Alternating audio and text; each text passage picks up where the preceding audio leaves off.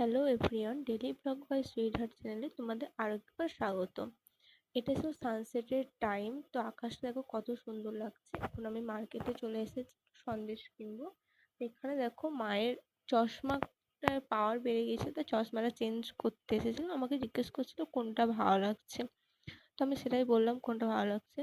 তারপরে চলে গেলাম মিষ্টির দোকানে সন্দেশ কিনতে, যেহেতু পুজো দিতে যাব। তো তারপর একটু চপ নিয়ে নিলাম, কারণ ওটা নিরামিষ চপ ছিল, পুজো দেওয়ার পরে খাবো।